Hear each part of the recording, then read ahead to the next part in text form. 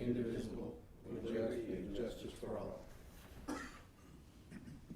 God, we humbly serve you today. Send your Holy Spirit upon us and remain present throughout this meeting. Bless our words and thoughts with holiness so we may be instruments of your grace. We ask this through Christ our Lord. Amen.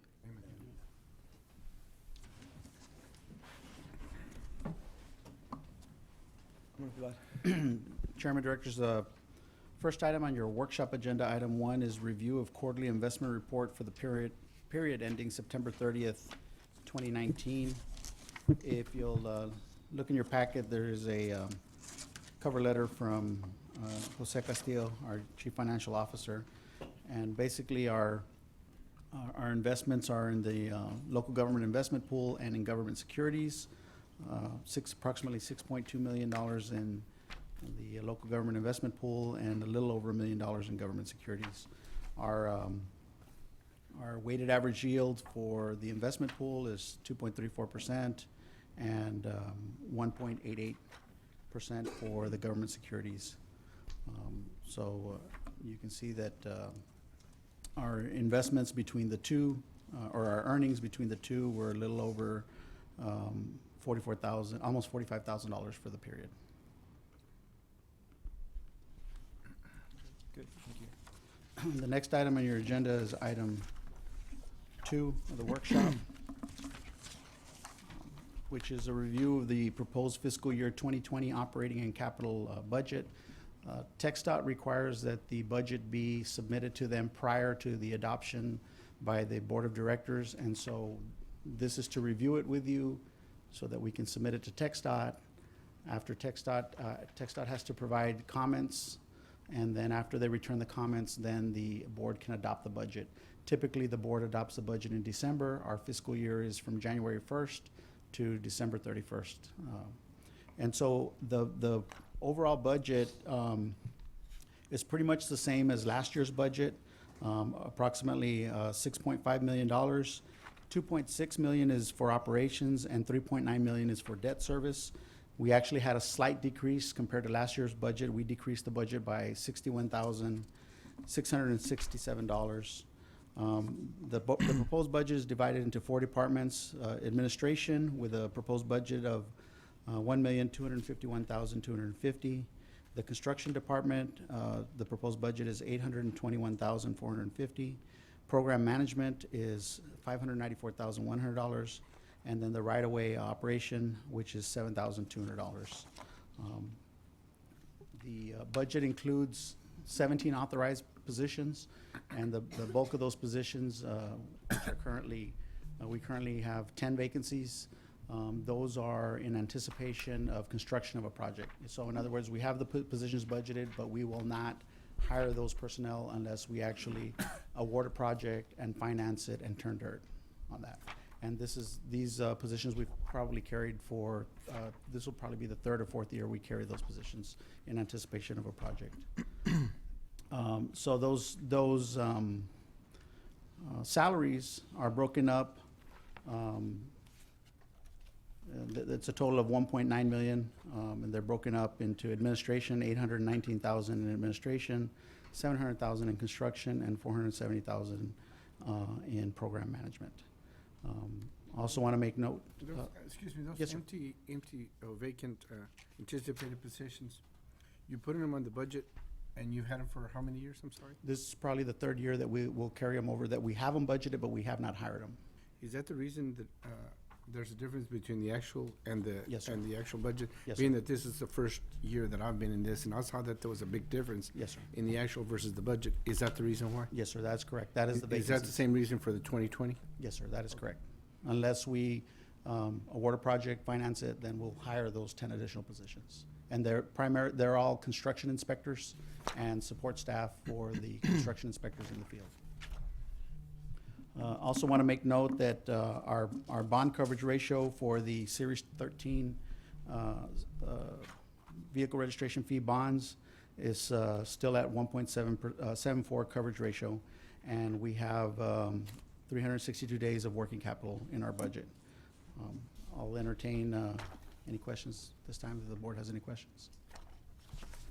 So, in the event that we do start a project, depending on the time of the year, we could be on time, on target, do you think? Or do you think that we budget any allowances for extras in the event that we need additional staff?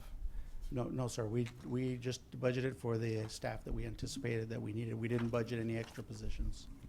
So If there's a catch-up period, do you think we'll have to do that, or you think we'll be okay? I think we'll be fine because remember, our fiscal year is January 1 to December 31st. So I don't anticipate us hiring anybody in January. If we're lucky, maybe second or third quarter of 2020 is when we could anticipate hiring somebody. Okay.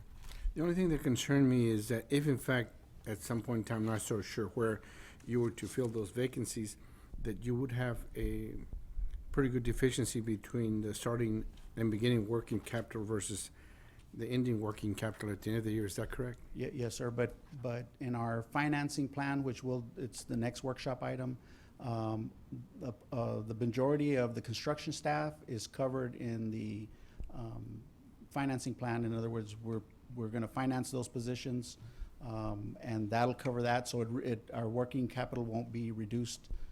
It might increase because those positions are temporary for the life of the project, which is approximately 48 months.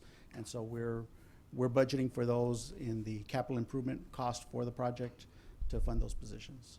Reimburse our working Yeah, we'll reimburse ourselves. And that's not in the budget. Right, that's not in the budget, right. That's a separate, that'll be an amendment to the budget when we go and we actually do the financing. So you're anticipating those revenues to be moved over? Right, to reimburse. Thank you. Reimburse for the construction. Thank you.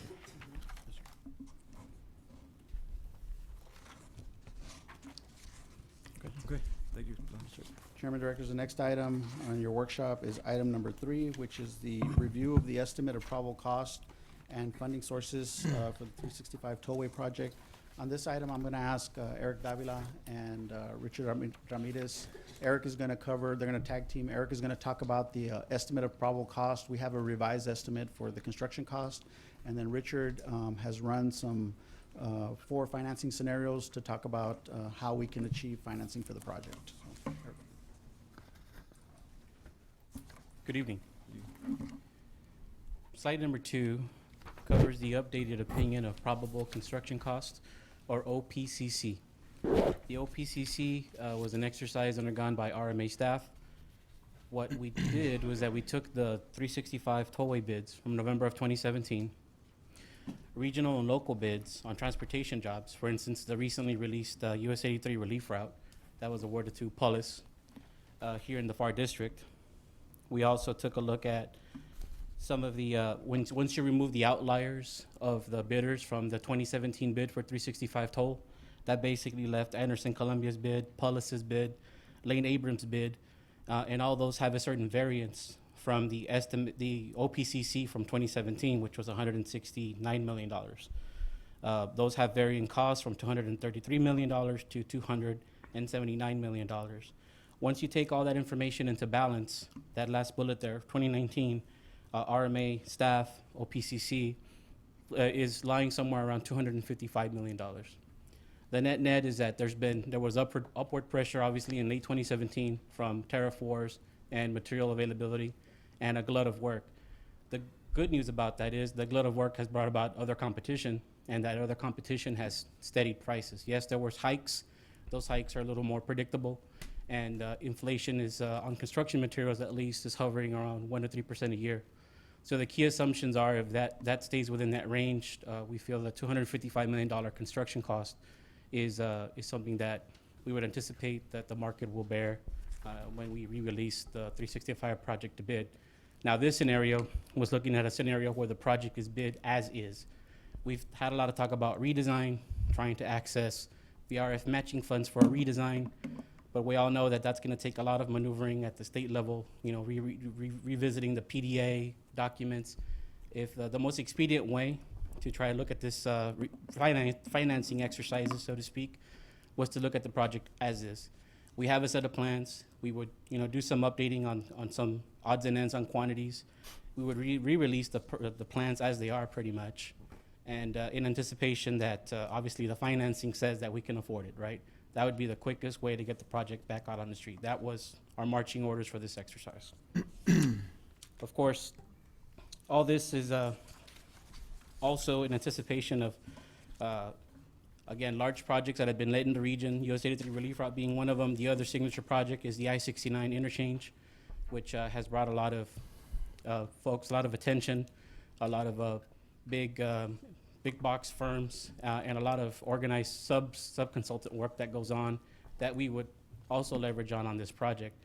The good news there is that essentially all that work is all, what it's done is it's aligned the supply chain, which is one of the biggest risks that bidders trying to set up shop for the first time are gonna face in their pricing. So a lot of that is reflected in higher pricing, higher mobilization. So we anticipate that now that we're letting the project 2 years after, that, and you have a lot of the other projects that have come online, that we anticipate that pricing to be a fairly known factor. So moving forward, the OpEx and CapEx model is essentially a cash flow outlay of the capital expenses, which are gonna be your construction costs, development costs, like traffic and revenue, that's gonna have to be revisited for going to the market. And those are the big capital expenses there. And there's nothing to sneeze at, because that includes the construction costs. The operational costs are gonna be essentially your mowing, you're keeping up with the maintenance over those 40-year timeframe. So there's a routine maintenance cost, of which that budget essentially funds some of the operational staff that is gonna be, so some of the inspectors that are on the job are anticipated to stay as maintenance staff. And that maintenance staff budget is budgeted in this capital outlay.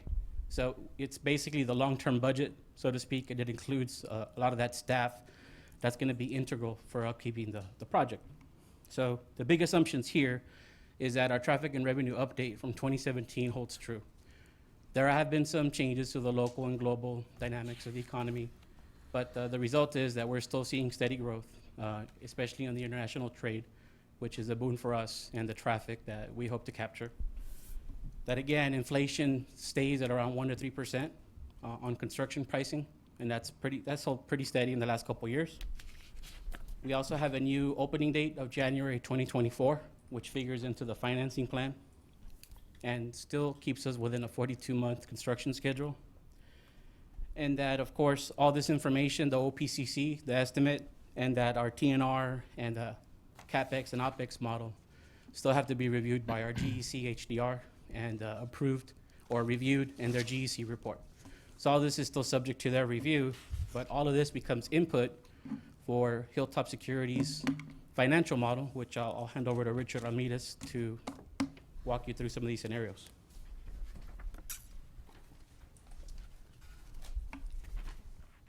Good evening, Mr. Chairman, board members.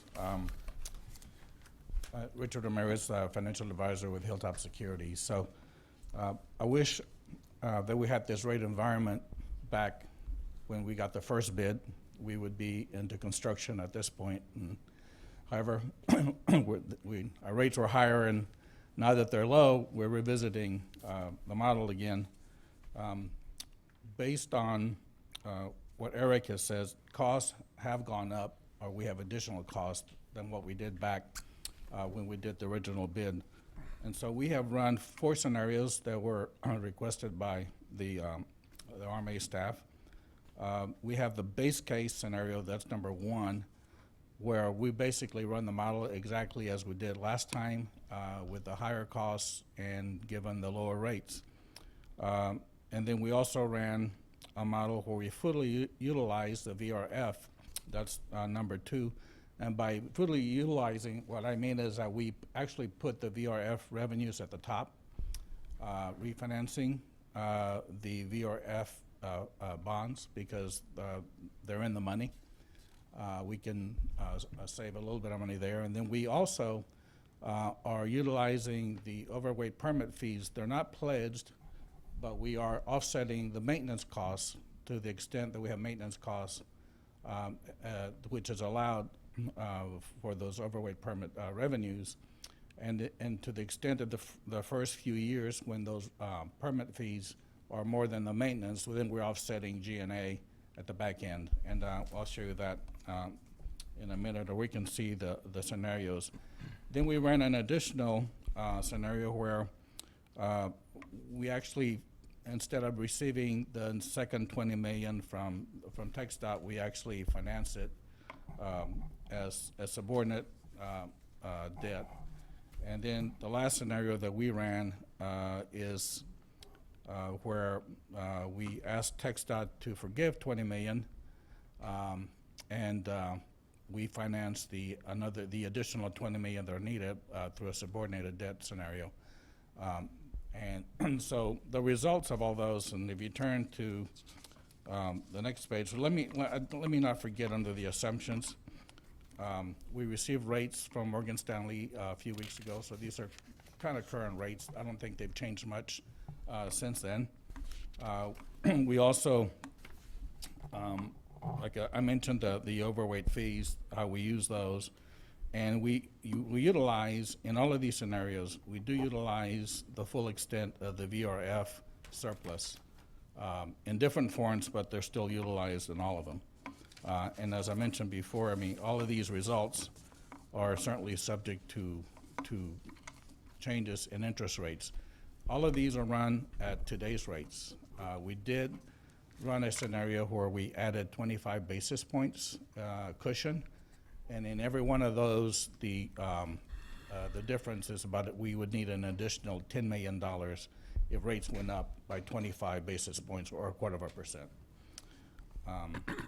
So, if you turn to the following page where we just show scenario 1 and 2, as you can see, thanks. You can see we have all of the costs and all the sources. Each one of these will show you all of the sources. Those don't change very much other than the par amount of bonds, depending on what we're doing with each one of them. And then you have all of the uses which are identical in every scenario. And these are the revised CapEx and remaining costs to be used, and that adds up to a total of $315 million. Now, we do have in here a gross funded. We show the SIB loan for $42 million. Well, we've already received $20 million, and then we have the purchase right away at the bottom under uses for about almost $20 million also, so it just kind of offsets each other. But we're trying to show the full spectrum of the project costs.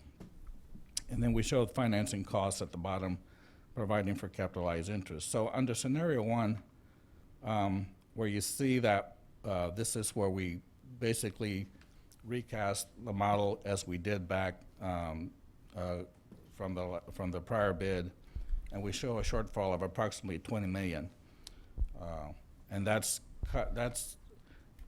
providing the VRF, the surplus VRF. We're using it, but we're also using a scheduled VRF as we have shown in the past. And so the difference between that and scenario number 2, and we show in scenario 2 a $4 million shortfall, but when we optimize this, I would say that this works. We can handle $4 million shortfall and work around it in today's rates. We can optimize, we can do certain things that would make that $4 million go away. So I would say from a practical standpoint, this scenario 2 does work. Now, what we've done differently, one thing that we've assumed we've done is we've added all of the VRF revenue at the top of the waterfall. So when you put that at the top of the waterfall, you create more capacity. And that's why it shows it that it works. Now, one thing, we would have to go to TxDOT and get approval, because right now we show a scheduled VRF. Now, one thing, they also are better off because we're adding all of the surplus revenue, so their coverages also improve. So I don't see why they wouldn't agree to that, because they're going to be better off having more surplus revenue for their debt as well. And so that's to be kind of like the best scenario. The other scenario number 3, that one ended up with a $26 million shortfall, and the difference there was, again, not adding the VRF at the top, and we're basically financing the second 20 million on our own without getting it from TxDOT. So that doesn't prove to be as good. Now, I don't think TxDOT hasn't said they're not going to fund the 20 million, so we're just kind of running what would happen if that were the case. And then obviously number 4, when you forgive 20 million in debt, that works all day long. If they were to forgive us for the 20 million that we already borrowed. They've done that in the past for another entity. It wasn't a different administration, so kind of leave that up to the RMA folks whether we can accomplish that or not. So bottom line, I think the lower rates are definitely good news. I think we can carve, if rates just kind of stay where they are, we can carve a way to get the project done. There's one other scenario that is not in here, but I'm fairly certain it works, and that is that we would refinance the TxDOT, the 20 million, pay TxDOT off, and then finance the second 20 million on our own. Those rates are just about even, but we would add all of the VRF at the top of the waterfall. And I'm gonna probably in the next day or so run those numbers, but I think that would really get TxDOT out of the way, and I think that's a possible scenario also. So will the rates scheduled to fall twice between now and year end? Depending on who you talk to, I think that's the majority of the thinking is that there's still going to be some rate cuts. I think it kind of all hinges on the economy. You saw earnings reports being pretty positive today. Stock market is up. If somehow there's a trade deal with China, no telling at this point. So that's, like I said, it's difficult to kind of predict, but I think the thinking is still that there's some weakness in the economy, that there's still going to be a couple more rate cuts. I do think the market, from what I can understand, talking to our desk, the market has already built in one rate cut in there, so the rates kind of reflect that. But if there's another, it should be, additive to the to our work here. In December. Correct. I'm happy to. I know some of this is a lot to put on some of the newer folks that haven't been involved, but I'm happy to answer any questions that you have and try to, if I need to go over anything, happy to do it. Well, yeah, this is Chinese. I mean, you're talking about financial lingo, and that's fine for you. But for those that are not in the financial world, Sure. this is Chinese to us. So if there's any way that you can summarize it in basic English language to determine what VFR is and to put the VFR at the top of the waterfall, Yeah. sounds great. I don't know what the hell that means. What that means is the bondholders look at what security they have. And Okay. so we start out with, we have toll revenues that we're going to have to finance a project. But in addition to the toll revenues right now, we have vehicle registration fees that come in, and we collect those annually, Okay. Monthly actually, from the county. That's a really great, dependable revenue source. And so right now, we have debt service on those bonds that were really supported by the vehicle revenue, vehicle registration fees. So when you add up those two revenue streams, it is really helpful to finance a project right now. And all I'm doing is taking the surplus. For example, if we have revenues of $6 million, about 3.9 million, it goes to debt service. What's left over can then can support the toll revenue bonds as security also. So combining those two revenue streams, which part of it TxDOT is part of it is pledged to TxDOT, and what I'm saying is if we was putting at the top of the waterfall saying we provide that as a top security for all of the bondholders, and then we pay that debt service and we pay the senior bondholders, then what's left over still goes to being pledged for TxDOT. So it's just a matter of what tier, where they fall. But if we put it, when I say the top of the waterfall, meaning the first revenues are all pledged to senior lien bondholders, and then everything gets paid back, to TxDOT at, say the second, they're subordinated lien, like they have basically Why would two it make a loans. difference where you place, if in fact it's just a lien, whether it's first, second, or third? Why does it make a difference in the financing? Well, you create more capacity if you add it at the very top. You're Okay. able to issue more bonds than if you just put in that revenue in the second waterfall or the third. That makes sense. Okay. I see what you're doing. Oh, okay, thank you. So the best option is number 4. I mean, TxDOT has they forgiven $20 million for RMA? I mean, you think it's something we can get there, the $20 million forgiveness?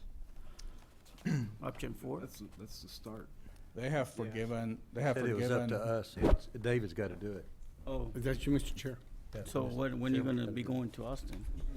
Once I got a plan, I need a plan. But we need a plan. Yeah, they've forgiven 55 million for another RMA. So in the give the past. plan to David so we can get out there. If not, I mean, because Happy all to the do that. rest are 20 million, 40 million, it's just, we don't want more debt. If we can get the 20 forgiven, that's- allows us to borrow more and service our debt. And I think there's also restraints on our cash flow because of how we have to debt service, because they're pledged to TxDOT today, right? Yeah, you have 5 million tied up in what they call the renewal and replacement fund. Right. That TxDOT goes away, then that cash Comes back, right. comes back to us. Right. We have it, but we can use it for other things other than keeping it for R&R. And then we can set up our own, Yeah. I guess, our own, So get us a plan.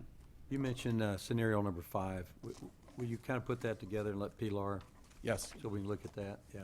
we'll do that. It's a lot better than 4.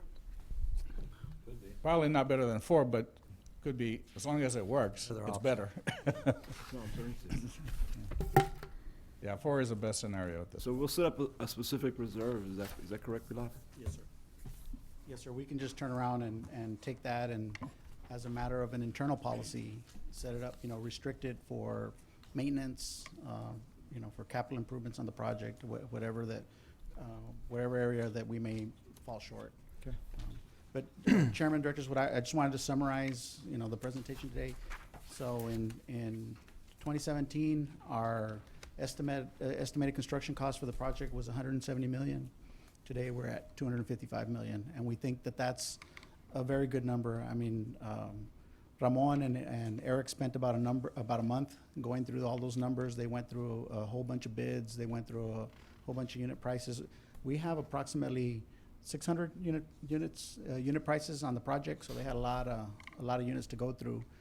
They analyzed a lot of TxDOT data. Luckily, we've got a couple of projects in the area, large projects, the La Jolla Relief Route, that they could look at those unit prices, and so we're pretty confident that this $255 million is a realistic estimate of construction cost. If you compare that to the bids that we received in 2017, you can see that the majority of the bids we received were in that 239 to 260, so they're right in there. So we think they're still a good number. On the financing side, we've come up with four scenarios, but we have one scenario that is positive for the authority, but it requires us to go back to TxDOT and ask for the forgiveness of the first disbursement of the state infrastructure bank loan in the amount of $20 million. And so we think that'll work, assuming rates stay stable and decrease and don't go in the other direction, then it'll work.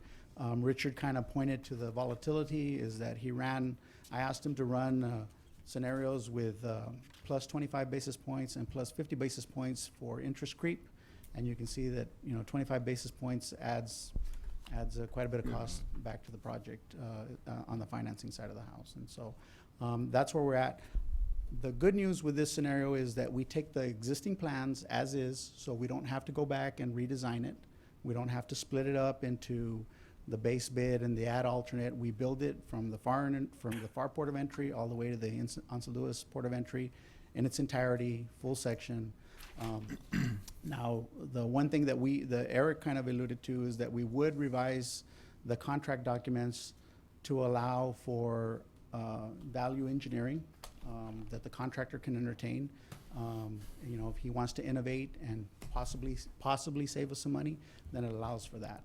And we have that up front so that it's not something that we negotiate afterwards. Well, we still have to negotiate, but it's up front. All the bidders know that they have the ability to innovate along the way. So that's really the minor change that we have to do to the contracts, which that's just the front end documents, and then a couple of quantity revisions that Ramon and Eric found that we think we've got some quantities that are double dipped, which is good. It's a good thing. That means that we'll probably go, the estimate will come down a little bit, so. And so, this is not an action item, but we wanted to let you know, that it looks like we've got a plan to move the project forward. There's a lot of things that need to be executed, but at least it looks like we've got a path to get there. And so, Hey, Laura, if everything were perfect yes, sir. for 365, how much time, what's our time frame roughly? To bid it and build it, Are we 9 months? No, to get it, in other words, to get through, to get our interest rate set, to get it bid, and to start construction. So Are our we biggest- 9 months out, a year and a half out? so our biggest hurdle is TxDOT going back and getting, things approved. And that's perfect, we get it done. Yeah, and then we would be out to bids, we'd advertise for 60 days, we'd open bids. You know, we'd need about 45 days to analyze all the bids, award it, and we could be under construction, or with an awarded contract probably as early as the second quarter of 2020. So March, April, that's really fast tracking it. Probably what's a little more realistic is the summer of Summer. 2020. Summer So of if we 2020. catch some low rates coming down, Right. say Trump cuts something with China, we got election coming up in November. Right. And then all the talk about, we got a recession that we could be looking at. If the crystal ball says we're not gonna do that in 2020 because it's election year, my question was then, if we're gonna run into 2021, I could see maybe the rates changing and Yep. so timing is everything on this. Right, yes, and that's always been the issue, is timing has always, in the last go-around, the pressure was, we had a deadline to meet with our project development agreement and our state infrastructure bank, so we really rushed it and pushed it, but we had TxDOT was requiring us to be out to bid by February of 18, and so we had to hit that deadline, so that we pushed it really hard to get there. This time around, we have, we're not under the gun, so to speak, so we've got a little bit of time, but we have to be cognizant of all the factors that you talked about. So we can't be laxed about it. But the good news is because we have a set of plans that are done, I mean, we could essentially hit the street as soon as we get all the approvals. I just say, let's be mindful of that, and the directors just remind us our timeframes and what we're looking at. Yes, sir. I think that'd be important to us. And I think part of that is, we're gonna have to ask the board for a couple of special meetings along the way to expedite some approvals, assuming we can get TxDOT to expedite our request. Pilar, help me out here. I'm really in the dark. Yes, sir. You're going from 117, 217 to 255 in 2020. That's a 50% increase. That is correct. Talk to me. Our previous, Please forgive me because I wasn't here and I just. Dannenbaum it's Engineering. 50%. Yeah, Dannenbaum Engineering was our general engineering consultant, our GEC before, so they were the consultant, the engineers that were running the estimate on us, and that's the estimate that they came up with. They miss it by that much? They missed it by that much, yeah. And our current GEC took a look at it and had indicated to us that they were pretty confident that they were gonna miss it by that much. And of course, we saw that when we opened the bids 18 months ago, and we were at 202 million. So initially, they had missed it by $30 million. And so we went back and we took and they missed it. Their unit prices were just way off. And the real issue is that it wasn't, if I remember, Eric, it probably boiled down to just a couple of dozen items out of the 600 items we have. It was maybe about 14, 16, 20, But it must have been big ticket items. but they were large The quantities. concrete items, Yeah. like the steel price had gone up on. Yeah. Mobilization, went toward historic TxDOT 9.5%. Estimate had, I believe, closer to 6.5 to 7, which for a project of that scale is fairly commensurate, but statewide at the time, they're hitting 9.5, 10.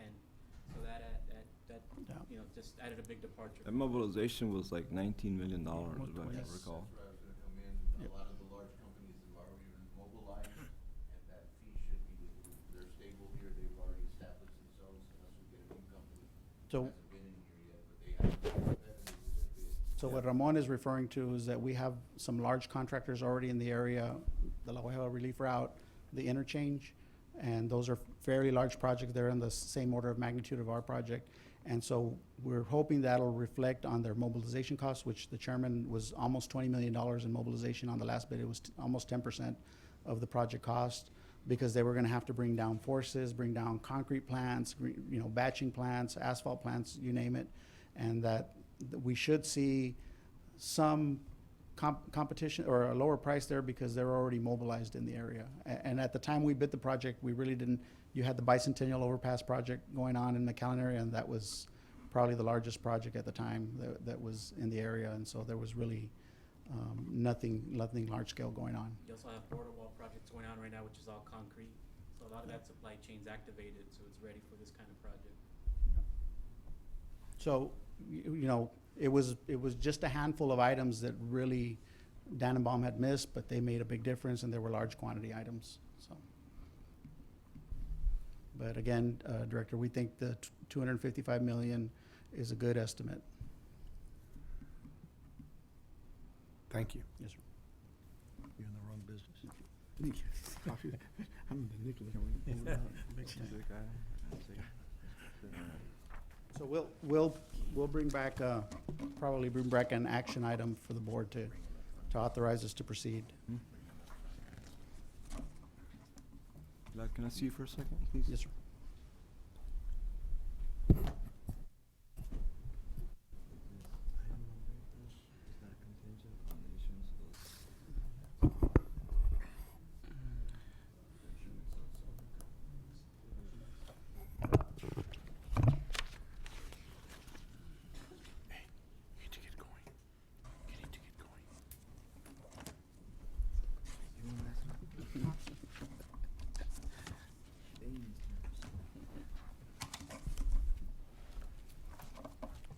Chairman, Director, that's all we have for a workshop.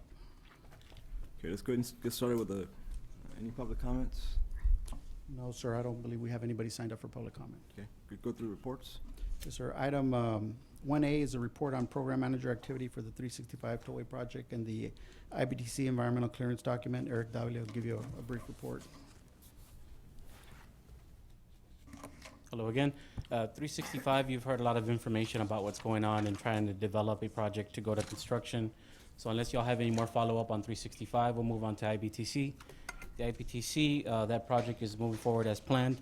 We're still generally keeping up with the schedule. We do have some right-of-way acquisition team procurements that are coming up toward the end of the year, beginning of next, commensurate with trying to get the right-of-way acquisition documents in line in anticipation of an environmental document in the first, second quarter of next year. So we'll be looking forward to presenting that here pretty soon. That basically starts a public engagement process with landowners that says that this project, that the process is drawing to a close.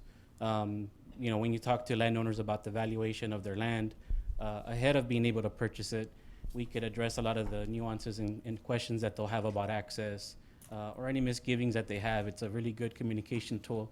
We don't cut any deals. Basically, we wait for clearance and say, all right, here's your offer. But we've done a lot of the legwork to get there. So we're basically trying to crank up the machine on that. We met with TxDOT on the I-69C connector project, and that's the what was formerly called FM 1925 project. In the slides, that is slide number 11. The project is basically underway for your route study. The route study is still looking at points between I-69 Central and I-69E.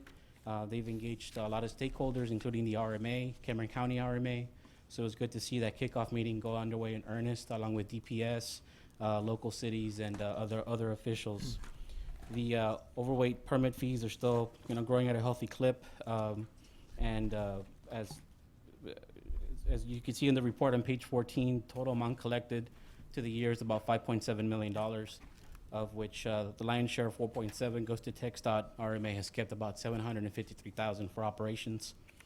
Construction costs on page 15 are essentially still showing about a 1.3% inflation growth in terms of construction cost prices when you compare this year to last. So again, much like with the rates that we discussed for financing, the construction cost index is something that we keep a close tab on. That's why we publish it every month, so that we can keep our hand on the pulse of what that industry is saying these materials cost. So with that, I'll entertain any questions you might have. Hearing none, thank you. Thank you. Chairman, Directors, the next item on your agenda is the consent agenda. All matters listed under the consent agenda are considered to be routine by the governing body and will be enacted by one motion. There will be no separate discussion of these items. However, if discussion is desired, that item or items will be removed from the consent agenda and will be considered separately. If there are no questions on the consent agenda, I take a motion for approval. Second. Motion and second. All's in favor, say aye. Aye. Opposed, same sign. Motion carries. Chairman, Directors, we have no other items for your consideration on the agenda. If there are no other items, could I get a motion for adjournment? So move. Motion and second. All's in favor, say aye. All right. All opposed, same sign. Motion carries.